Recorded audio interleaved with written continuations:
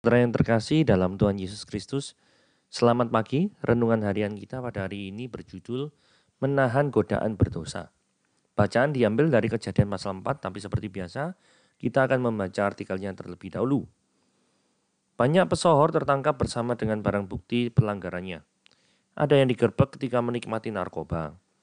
Yang lain ditangkap ketika melakukan prostitusi. Pejabat banyak tertangkap tangan karena uang kejahatan mereka. Yang mengherankan, pemberitaan luas tertangkapnya orang-orang terkenal tidak membuat orang-orang itu jera.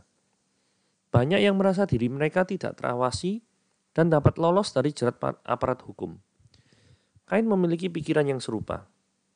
Dia menganggap seakan-akan Tuhan tidak mengetahui kejahatan yang dirancangnya. Ketika merasa iri menyesakkan hatinya, Kain terdorong menghilangkan nyawa adiknya Habel. Tuhan segera memperingatkan Kain dengan cara yang lembut dan positif. Kain diberitahu mengenai bagaimana ia dapat memperoleh sukacita, yaitu dengan berbuat baik. Namun Tuhan juga mengingatkan Kain bahwa dia menghadapi godaan besar untuk berdosa. Toh akhirnya Kain lebih menuruti dorongan nafsunya. Jawaban Kain kepada Tuhan mengenai keberadaan Habel memperlihatkan bahwa Kain beranggapan seolah Tuhan tidak melihat perbuatan jahatnya. Ketika muncul dorongan berbuat dosa, hampir selalu kita telah mendapatkan peringatan Tuhan. Di lain pihak, Tuhan acap kali tidak berusaha menghentikan rencana dan tindakan kita. Kita pun bersikap seolah-olah Tuhan tidak mengetahui jalan pikiran kita dan mencari banyak alasan untuk mendebatnya. Padahal kita dapat terhindar dari kejatuhan bila kita peduli akan peringatannya. Godaan berdosa juga berkurang apabila pikiran kita dipenuhi dengan rancangan untuk berbuat baik. Menghadirkan Tuhan peduli akan peringatannya dan selalu memikirkan untuk berbuat baik, niscaya menahan kita terjatuh dalam dosa. Saudara, mari kita melihat kejadian yang tadi ya. Oke, kita baca sama-sama Kejadian pasal yang keempat. Kemudian manusia itu bersetubuh dengan Hawa istrinya dan mengandunglah perempuan itu. Lalu melahirkan Kain. Maka kata perempuan itu, aku telah mendapat seorang anak laki-laki dengan pertolongan Tuhan. Selanjutnya dilahirkannya Habel adik Kain. Dan Habel menjadi gembala kambing domba, Kain jadi petani. Setelah beberapa waktu lamanya, maka Kain mempersembahkan sebagian dari hasil tanah itu kepada Tuhan sebagai korban persembahan. Habel juga mempersembahkan korban persembahan dari anak sulung kambing dombanya, yakni lemak-lemaknya. Maka Tuhan mengindahkan Habel dan korban persembahannya itu. Tetapi Kain dan persembahannya tidak diindahkannya. Lalu hati Kain menjadi sangat panas dan mukanya muram. Firman Tuhan kepada Kain, mengapa hatimu panas dan mukamu muram? Bukankah mukamu tidak akan berseri jika engkau berbuat baik? Tetapi jika engkau tidak berbuat baik, dosa sudah mengintip di depan pintu. Dia sangat menggoda engkau, tetapi engkau harus berkuasa atasnya. Kata Kain kepada Habel adiknya, marilah kita pergi ke padang. Ketika mereka ada di padang, tiba-tiba Kain memukul Habel adiknya itu, lalu membunuh dia. Firman Tuhan kepada Kain, di mana Habel adikmu itu? Jawabnya, aku tidak tahu. Apakah aku menjaga adikku? Firman-Nya, apa yang telah engkau perbuat ini? Darah adikmu itu sudah berteriak kepadaku dari tanah. Maka sekarang terkutuklah engkau, terbuang jauh dari tanah yang mengangkat mulutnya untuk menerima darah adikmu itu dari tanganmu. Apabila engkau mengusahakan tanah itu, maka tanah itu tidak akan memberikan hasil sepenuhnya lagi kepadamu. Engkau menjadi seorang pelarian dan pengembara di bumi. Kata Kain kepada Tuhan, hukumanku itu lebih besar daripada yang dapat kutanggung. Engkau menghalau aku sekarang dari tanah ini. Aku akan bersembunyi dari hadapanmu. Seorang pelarian dan pengembara di bumi. Maka barang siapa akan bertemu dengan aku, tentulah akan membunuh aku. Firman Tuhan kepadanya, sekali-kali tidak. Barang siapa yang membunuh Kain akan dibalaskan kepadanya 7 kali lipat.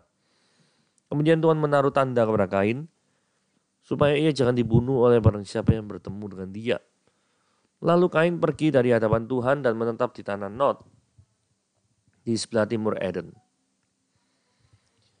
Nah, dari ayat 1 yang di highlight merah, itu kan diceritakan bahwa Hawa itu punya anak gitu ya. Yang anak pertama.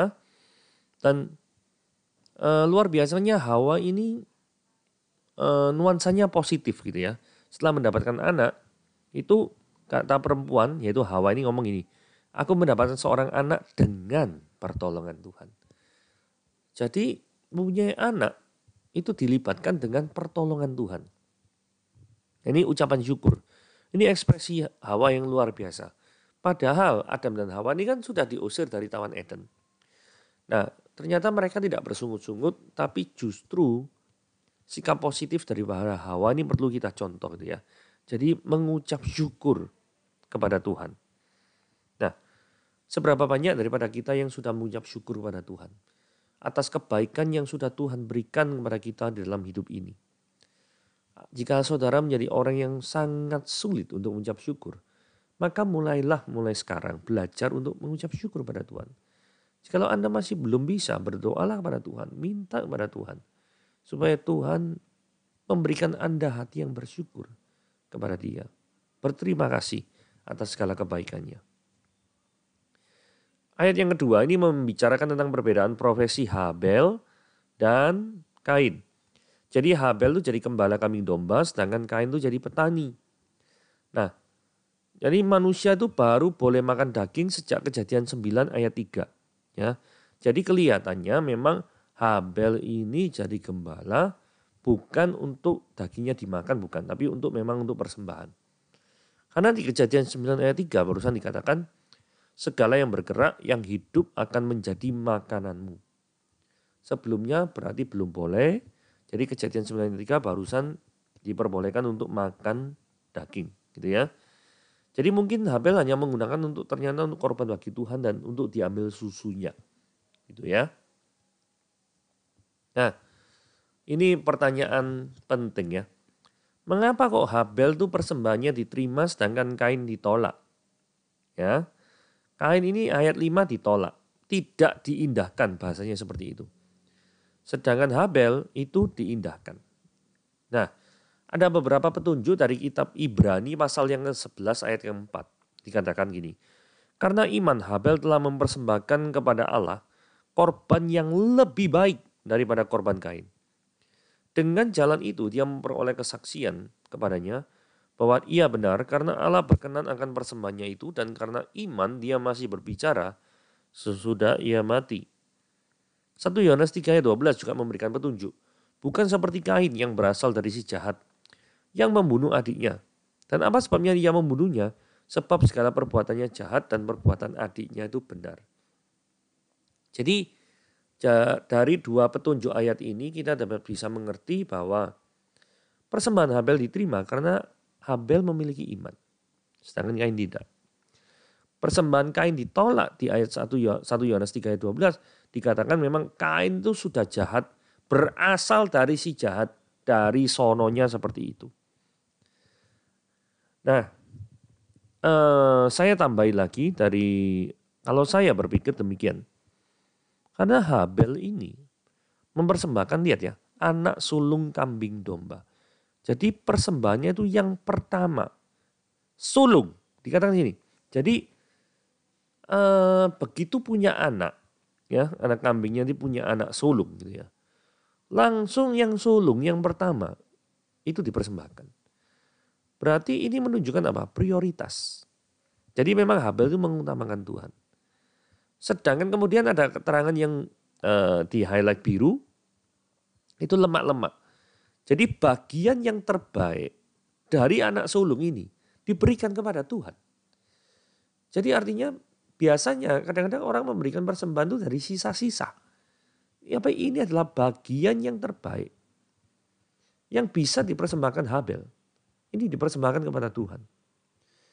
Jadi saya rasa ini adalah juga faktor yang membuat persembahan Habel diterima, sedangkan Kain ditolak.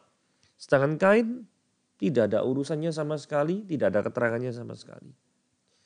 Terus ada beberapa orang lagi yang ngomong, oh karena persembahan Habel itu kan korban binatang, sifatnya ada darah yang tercurah. Sedangkan Kain itu kan hasil tanam, ya hasil tanaman kayak mungkin padi-padian atau palawija, kan dia adalah petani. Saudara, penafsiran yang terakhir ini menurut saya kurang tepat ya. Karena kan tidak mungkin Kain yang adalah petani diminta suruh persembahan dari hasil usahanya adalah binatang. Nah, namanya petani ya enggak ngurusi binatang, kan ngurusnya tumbuh-tumbuhan.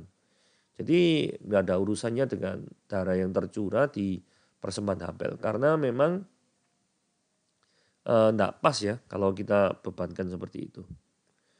Oke, nah sekarang ketika persembahan Kain itu ditolak, maka Tuhan itu langsung memperingatkan Kain. Hatimu panas itu kenapa? Mukamu muram itu kenapa? Apakah mukamu tidak akan berseri jika engkau berbuat baik? Tetapi jika engkau tidak berbuat baik, dosa sudah mengintip di depan pintu. Dan ini ada peringatan Tuhan kepada Kain. Jadi fokus Kain itu bukan kepada diri sendiri secara internal, maksudnya menyesal ya. Kenapa kok aku ini berbuat dosa? Jadi mengapa kok aku ini berbuat dosa, sedangkan adiknya ini bisa diterima persembahannya. Kenapa kok bisa seperti itu? Kenapa kok bisa seperti itu? Nah, Kain tidak berpikir seperti itu. Yang Kain pikirkan itu adalah Kain itu ingin melampiaskan nafsu kemarahannya karena iri terhadap adiknya. Itu aja pikirannya dari Kain. Jadi ini adalah hal yang sangat-sangat membuat kita itu menjadi belajar gitu ya. Jadi kalau kita itu tidak mau introspeksi diri terhadap kesalahannya kita, maka yang terjadi adalah kita akan melampiaskan kemarahan kita itu kepada orang lain. Dan itu berbuat dosa. Sebagai manusia yang punya kehendak bebas, Kain punya pilihan untuk mengikuti hawa nafsunya atau berkuasa atasnya. Seringkah kita mengabaikan peringatan Tuhan dan menuruti hawa nafsu kita masing-masing. Jadi kalau misalkan kita tuh mengikuti hawa nafsu terus, hasilnya kayak Kain. Atau kita lebih memilih untuk berkuasa atas hawa nafsu. Kalau Anda berkuasa atas hawa nafsu, maka Anda tidak akan melakukan seperti yang Kain lakukan. Begitu ya kurang lebih. Nah, Tuhan datang kedua kali. Firman Tuhan kepada Kain, di mana Habel? Tadi kan peringatan yang pertama kali ya. Jadi Tuhan datang pertama kali memperingati Kain. Nyatanya Kain tidak menggubris daripada peringatan Tuhan. Kain itu tetap membunuh Habel. Yang terjadi adalah Tuhan datang kedua kalinya. Dan sengaja tanya sama Kain, Habel mana ya jamnya? Aku tidak tahu. Ini jam ini sengak ini, tidak enak. Apakah aku penjaga adikku? Ditanyai Tuhan modelnya kayak gini. Terus Kain itu bersikap kurang ajar terhadap Tuhan. Karena apa? Dikuasai hawa nafsunya. Saudara perhatikan ini ciri baik-baik. Orang yang dikuasai hawa nafsunya akan bersikap kurang ajar, tidak hormat, tidak peduli terhadap Tuhan. Langsung Tuhan itu menegur keras Kain. Gitu ya. Ayat 10 dikatakan, apakah yang telah kau perbuat ini? Darah adikmu itu berteriak kepadaku dari tanah. Nah ini mulai marah ini Tuhan ya. Kemudian Kain dihukum. Maka sekarang terkutuklah engkau, terbuang jauh dari tanah yang mengangkat mulutnya, untuk menerima darah adikmu itu dari tanganmu. Apabila engkau mengusahakan tanah itu, maka tanah itu tidak akan memberikan hasil sepenuhnya lagi kepadamu. Engkau akan menjadi seorang pelarian dan pengembara di bumi. Jadi ini adalah penghukuman. Kain itu diusir, gitu ya. Jadi hasil tanahnya itu kan tidak akan berpihak, tidak akan menghasilkan, gitu ya. Jadi apabila engkau mengusahakan tanah itu tidak akan memberikan hasil sepenuhnya lagi kepadamu. Nah, uniknya ketika Kain mendapatkan penghukuman model seperti ini, maka Kain itu responnya itu aneh sekali ya. Dia ngomong gini, ndak nyesel, ndak apa, malah ngomong gini, hukumanku itu lebih besar dari yang dapat kutanggung. Lah, ini apa ya istilahnya, orang yang benar-benar bebal. Gitu. Terus ayat 14 ngomong gini, engkau menggalau aku sekarang dari tanah ini dan aku akan tersembunyi dari hadapanmu seorang pelarian dan barang siapa akan bertemu dengan aku tentulah akan membunuh aku. Nah, dari sini kita bisa lihat bahwa ketika Kain membunuh Habel, itu ternyata tidak hanya 4 orang saja, yaitu Adam, Hawa, Kain, Habel. Enggak 4 orang itu aja. Buktinya apa? Buktinya ada orang lain yang kepadanya Kain itu takut untuk dihukum. Yaitu barang siapa yang bertemu dengan aku tentulah akan membunuh aku. Nah, kemungkinan besar Kain dan Habel ini sudah punya anak gitu ya. Sudah punya anak atau sudah punya saudara. Sehingga Kain ini takut. Takut apabila nanti dia tuh sudah ketahuan membunuh Habel. Maka orang mungkin yang sanak saudara Habel, yang masih ada hubungannya sama Habel, itu akan membunuh daripada Kain. Jadi kalau ada orang yang ngomong bahwa Kain itu pembunuh paling besar seluruh dunia. Kenapa? Karena Kain itu membunuh 25% penduduk dunia gitu ya. Yaitu 1/4, 1 banding 4 orang. Ya enggak lah. Karena pada saat pembunuhan ini sudah ada orang-orang lain. Karena kalau tidak ada orang lain, buat apa Kain itu takut? Barang siapa yang bertemu dengan aku tentulah akan membunuh aku. Ya toh? Gak mungkin. Jadi itulah respon Kain. Jadi dia merasa apa yang sudah Tuhan tentukan itu lebih besar hukumannya daripada apa yang seharusnya patut dia tangguh. Jadi Kain ini menawar hukumannya. Terus Tuhan itu baik sekali ya. Sekali-kali tidak. Barang siapa membunuh Kain akan dibalaskan 7 kali lipat. Kemudian Tuhan menaruh tanda kepada Kain yang tanda ini tidak tahu bentuknya seperti apa. Para penafsir Alkitab juga tidak mengetahui tanda Kain ini bentuknya seperti apa.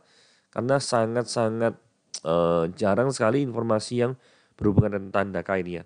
Supaya ia jangan dibunuh oleh barang siapa yang bertemu dengan dia. Jadi Tuhan ini melindungi Kain. Luar biasa ya. Tuhan ini melindungi Kain. Walaupun Kain sudah berbuat dosa. Walaupun Kain ini melanggar firman Tuhan. Walaupun Kain ini bersikap kurang ajar. Terus ketika diperingatkan sudah dihukum. Nawar lagi hukumannya. Tapi Tuhan kita adalah Tuhan yang baik. Fokus kita pada hari ini adalah mengenal Tuhan kita adalah Tuhan yang baik. Kalaupun dosamu seperti merah seperti kirmisi, Tuhan akan membuatnya putih seperti salju. Saudara-saudara sekalian, kita ada banyak di antara kita yang memiliki dosa-dosa seperti yang Kain lakukan. Menjauh daripada Tuhan, bahkan menawar hukuman Tuhan. Sudah salah masih ada tawar-tawaran lagi. Tidak bisa kayak Daud gitu loh. Ditegur Nabi Nathan langsung nyesel. Menyesal. Kemudian terbitlah Mazmur 51. Gak bisa seperti itu. Tetap ditegur sama Tuhan, tawar-tawaran lagi. Gak ada penyesalan. Saudara, jika saudara seperti itu, seperti Kain, berubahlah. Karena Tuhan, hormatilah dia. Karena dia adalah Tuhan. Dia adalah penciptamu. Ya, dia adalah Allah yang harus engkau tinggikan. Bukan Allah yang kepadanya engkau harus cuek. Bukan. Dia adalah Tuhan yang luar biasa. Jadi setelah menghormati dia, jikalau Tuhan menegur, tetaplah untuk menaati tegurannya. Karena jikalau engkau melanggar daripada semua tegurannya, maka yang terjadi adalah seperti Kain, yaitu mengusahakan tanah gagal terus, gitu ya. Jadi jangan-jangan selama ini usahamu gagal. Jangan-jangan selama ini pekerjaanmu tidak berhasil. Karena Anda salah satu penyebabnya. Mungkin tidak pernah mendengarkan dia. Tidak pernah melibatkan Tuhan dalam pekerjaanmu. Tidak pernah mengundang Tuhan di dalam setiap perencanaan pekerjaanmu. Mulai sekarang, undanglah dia. Mulai sekarang, bersandar kepada Tuhan. Mulai sekarang, hiduplah bagi dia. Tuhan Yesus memberkati.